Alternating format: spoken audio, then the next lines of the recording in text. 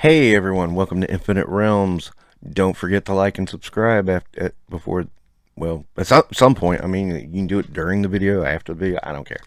But like and subscribe helps the channel grow. That's what she said. I can only do that joke so many times and get mileage out of it. So, back on track. Today we review the Disney Plus What If Red Skull. And the first thing I've heard from almost every reviewer, the big reviewers anyway, about this figure is, I already got this with the FTC Tesseract pack with the Red Skull. Boo hoo! Why do I need it again? And I'm like, yeah, well, not all of us bought that because not all of us are suckers. I mean, like friggin' Tesseract piece. I didn't need it, so I didn't buy it.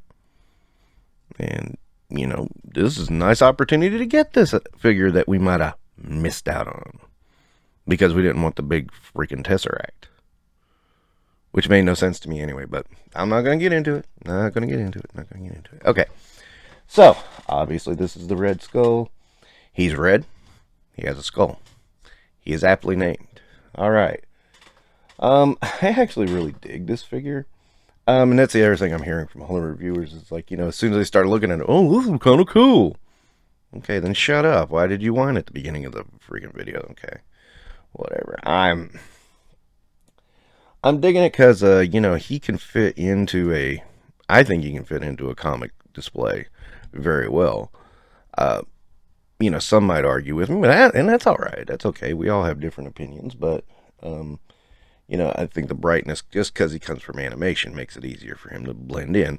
Much like I feel like the Marvel Zombies can blend in with comic displays because they're kind of cartoony looking. Their colors match in and they fit in.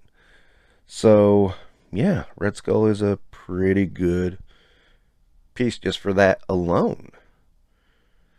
And, I really dig the long jacket, the painted hydras on the side there, on the embossing. Again, I just think he's a cool looking figure. And, well, let's take him down and take a closer look at him.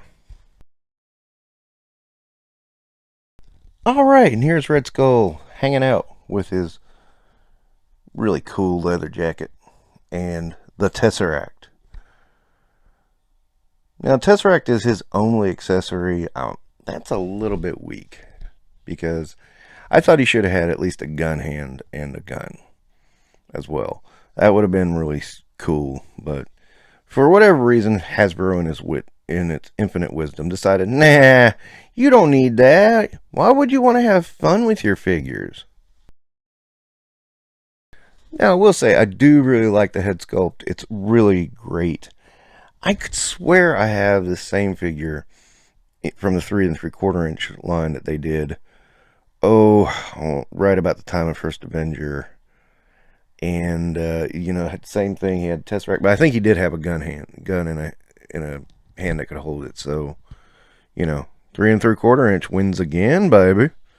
All right. And, of course, the Tesseract is removable. It's, it's cool. It's a little cosmic cube. I mean, that's what the Red Skull is known for in the world of Marvel Comics. That is his thing. And of course, there is a Khonshu Build-A-Figure arm with this. I'm looked at it. The only other one I'm getting out of this wave is Zombie Iron Man. There's no way I'm getting Howard the Duck. That is just a stupid figure. I'm gonna have a word about that later. He Who Remains is not an interest to me. And who else is in the wave? Jeez. Oh, Jimmy Woo. Yeah, Jimmy Woo also is not an interest to me. Wow, I drew a blank there. But anyway, yeah, so I'm not really worried about Khonshu. I think Khonshu's a cool figure. It's just, there's not enough interest in this wave for me to warrant it.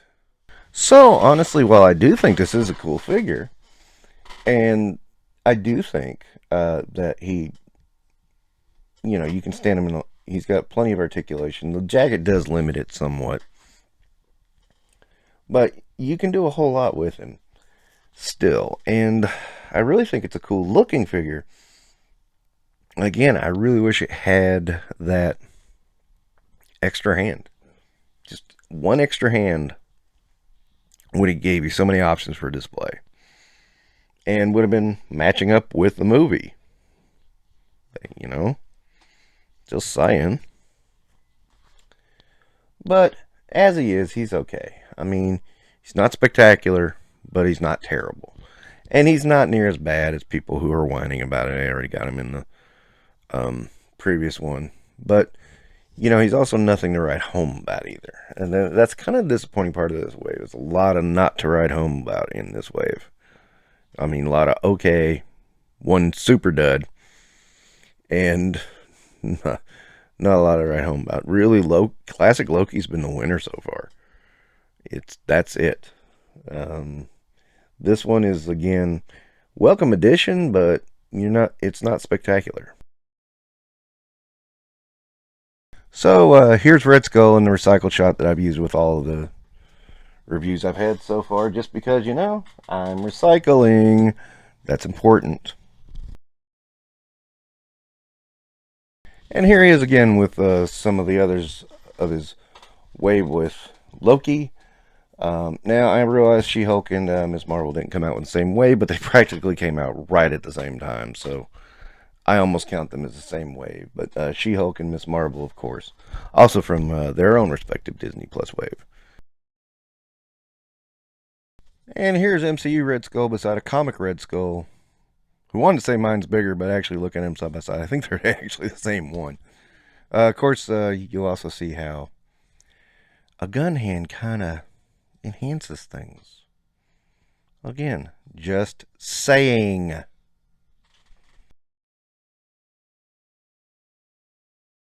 So after all that, what would you say? What would I say? He's a good addition to the collection. He's not fantastic. I'll give him 3.5 stars, a little above average. Again, an extra hand and a gun would have done wonders for this figure. But without that, without anything extra beyond his cosmic cube, not really much going on with him. I mean, I'll just be honest about it. The real lack of accessories has really hurt my feelings on this one. And we'll see if that trend continues. But after looking through the Disney Plus waves, I'm got a bad feeling about that. But we'll see. All right, that'll wrap it up for Infinite Realms for now. Don't forget to like and subscribe.